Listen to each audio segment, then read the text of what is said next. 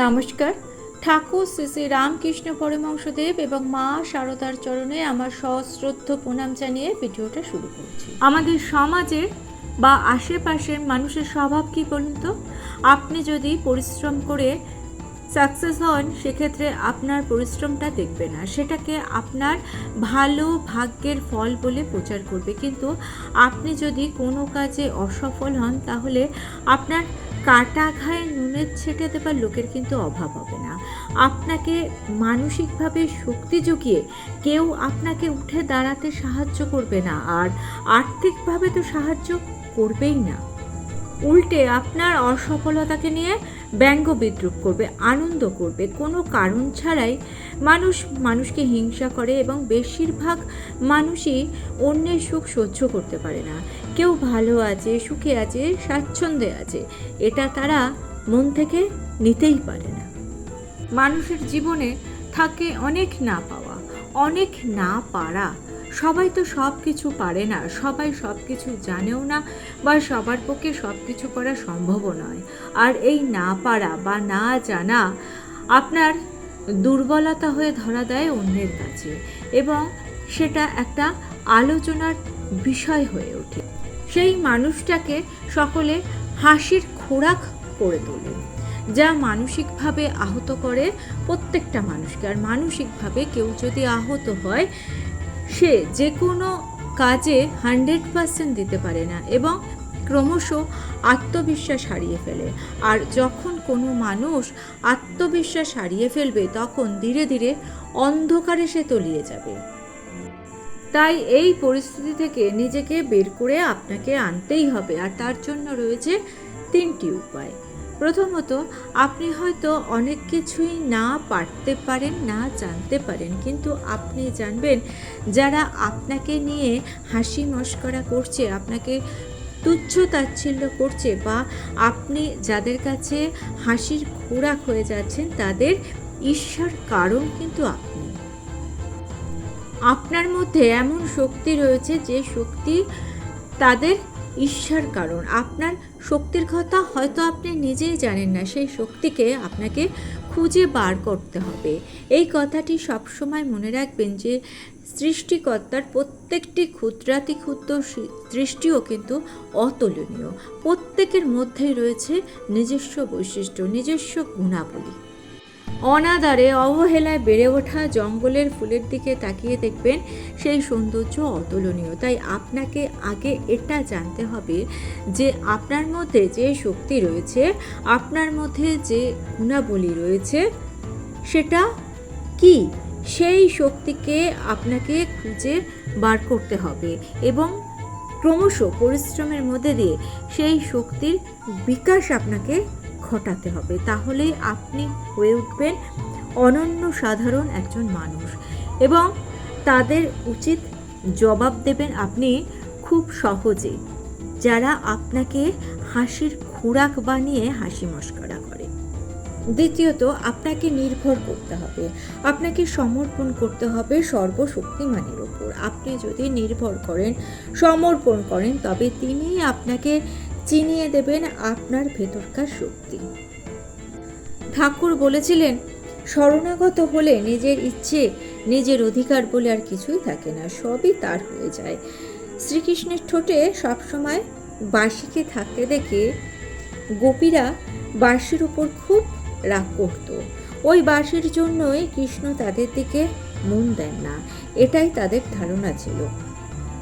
তাই সবাই মিলে একদিন ঠিক করেছিলেন বাঁশিকে কোনোভাবে চুরি করে ওকে ভেঙে ফেলতে হবে, যাতে আর কোনোদিন বাঁশিটিকে কৃষ্ণ ব্যবহার করতে না পারে। কিন্তু চুরি করবে কিভাবে? কৃষ্ণ যে বাঁশিটিকে সব সময় তার ঠোঁটে ধরে থাকে। একদিন কোনোভাবে কৃষ্ণের বাঁশিটিকে গোপীরা চুরি করে নিয়েছিল। বাঁশিটি চুরি করে নিজেদের কাছে রেখে দিল। নিজেদের কাছে রেখে দিয়ে বাঁশিটিকে প্রশ্ন করল, আচ্ছা বলো তো, তোমার মধ্যে এমন কি গুণ আছে যে তুমি সবসময় কৃষ্ণের হাতে থাকো আর কৃষ্ণের ঠোঁট স্পর্শ করে থাকো? তোমার জন্যই কৃষ্ণ আমাদের দিকে মন দেন না। তখন বাঁশি বলল, গুণের কথা কি বলছো তোমরা? আমার তো নিজের কোনো অস্তিত্বই নেই, কারণ আমার ভেতরের যে শ্বাস ছিল তা তো বের করে ফেলা হয়েছে। ফলে আমার নিজের কোনো সত্তাই নেই এখন। আমার গোটা শরীরটাই যে ফাঁপা, আমার যা কিছু সবই যে তার।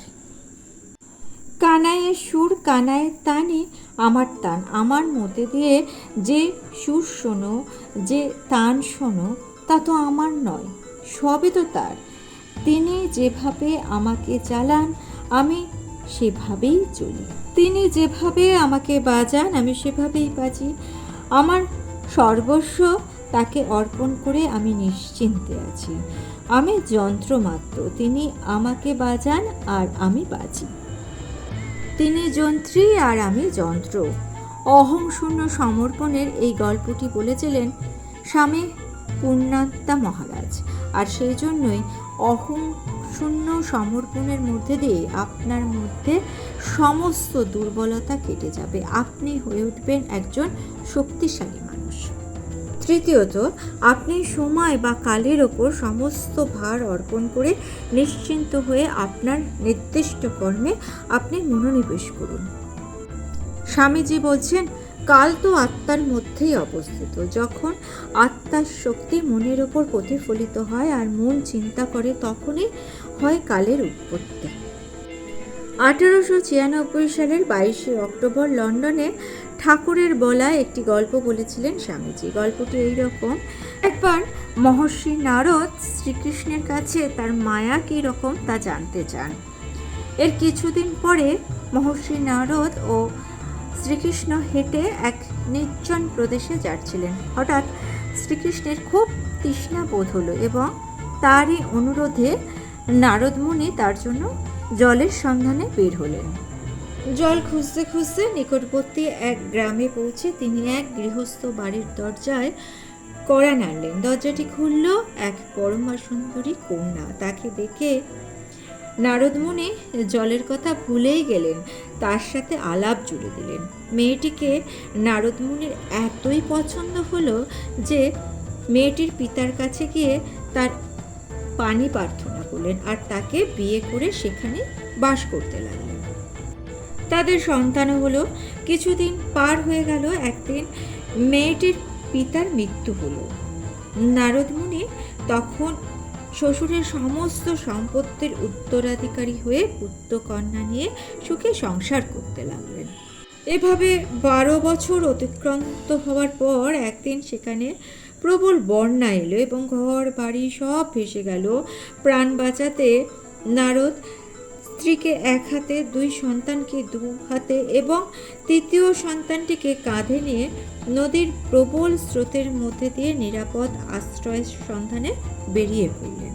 কিন্তু তার কাঁধের সন্তানটি হঠাৎ জলে পড়ে গেল এবং ভেসে গেল। তারপরে নদীর প্রবল স্রোতে এক এক করে তার 2 সন্তান ও স্ত্রীও ভেসে চলে গেল। নারদ তখন একদম একা নদীর তীরে দাঁড়িয়ে হাহাকার করে কাঁদতে লাগলো। ঠিক এমন সময় পেছন থেকে একটা মৃদু আঘাত করে তাকে কে একজন জিজ্ঞাসা করলো, কি হলো নারদ, তুমি এখনো জল পাওনি? আমি তো 8 ঘন্টা ধরে তোমার জন্য অপেক্ষা করছি। নারদ পেছন ফিরে শ্রীকৃষ্ণকে দেখে বিস্মিত হয়ে গেলেন। 8 ঘন্টা? তার মনের জগতে তো 12টা বছর কেটে গেল, আর 12টা বছরে কত কি ঘটনা ঘটে গেছে। স্বামীজি বলছেন, এটাই হলো মায়া, ঈশ্বরের মোহিনী শক্তি।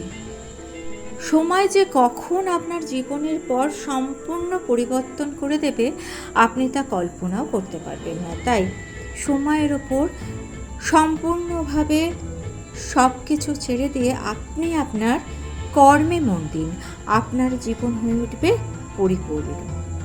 আর ভিডিওটা ভালো লেগে থাকলে চ্যানেলটিকে সাবস্ক্রাইব করে নিয়ে পাশে থাকা বেল আইকনটা প্রেস করে দিন, অল অপশনটা ক্লিক করে দেবেন, তাহলে যখনই নতুন কোনো ভিডিও আপলোড করব তার নোটিফিকেশন আপনাদের কাছে পৌঁছে যাবে। ঠাকুর ও মায়ের চরণে প্রণাম জানিয়ে আজকে এই পর্যন্ত। Thanks for watching.